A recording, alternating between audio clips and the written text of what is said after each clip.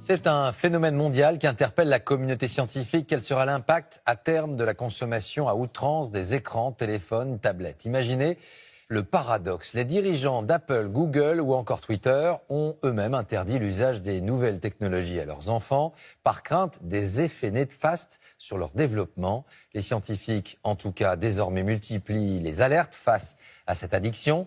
Illustration concrète ce soir avec cette expérience menée en Angleterre dans 4 familles. Grand format signé Loïc Delamornay et Anto Filippi.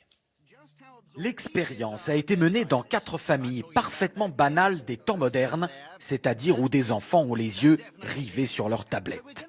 L'objectif est d'observer ce qui les poussera à quitter leur écran des yeux, alors qu'autour d'eux, la réalité change. Les parents sont complices de l'expérience. Début modeste avec changement des tableaux au mur, aucune réaction. Plus audacieux, la mère de famille est échangée avec une inconnue portant la même couleur de vêtements. Les enfants ne remarquent toujours rien. Comble de l'indifférence, de faux frères et sœurs, parfaits inconnus eux aussi, s'installent à table sans le moindre détournement de regard de ceux captivés par l'écran. Il faudra attendre la coupure d'Internet au moyen d'un brouilleur pour que les enfants découvrent que le monde réel autour d'eux a changé.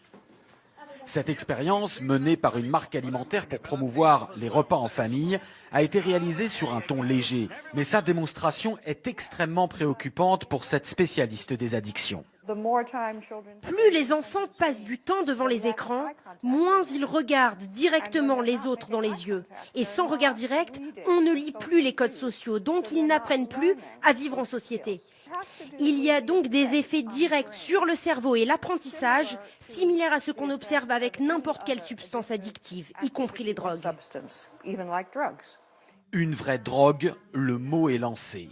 Au Royaume-Uni, une autre addictologue réputée est allée encore plus loin, déclarant récemment dans une conférence « Je dis toujours aux parents, quand vous donnez à votre enfant une tablette ou un smartphone, en réalité, c'est comme si vous lui donniez une bouteille de vin ou 1 gramme de cocaïne. » Ce psychiatre britannique, lui, a été l'un des premiers, il y a 10 ans, à considérer les jeux vidéo et les écrans comme une addiction grave, avec là encore des comportements similaires à la drogue, y compris lorsque les patients sont en manque.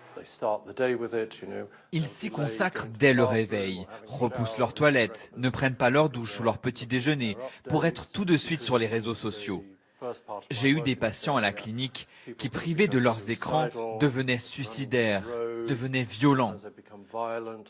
J'en ai eu qui nous menaçaient avec une batte de baseball si on leur coupait leur connexion Internet. Sans atteindre une telle extrémité, la famille Cook subit cette dépendance aux écrans. Le fils sur son smartphone, la fille sur sa tablette, et des parents qui se sentent dépassés. Quand je vois les réactions de mon fils, si on lui enlève son portable, c'est une addiction. On va peut-être devoir faire une intervention. Je plaisante pas, c'est comme un drogué. L'intervention, cela peut être ceci, un sevrage, qui utilise là encore les mêmes techniques que pour les addictions à la drogue. Au Royaume-Uni et aux États-Unis, de nombreuses institutions proposent des cures de désintoxication en pleine forêt. Ce jeune homme est là depuis plusieurs semaines et semble littéralement renaître. Je commence enfin à me dire, va dehors, il y a un monde entier à voir et à explorer.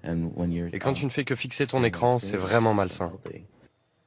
Des cures loin du monde technologique. Dans ce centre, il n'y a qu'un seul téléphone du siècle dernier.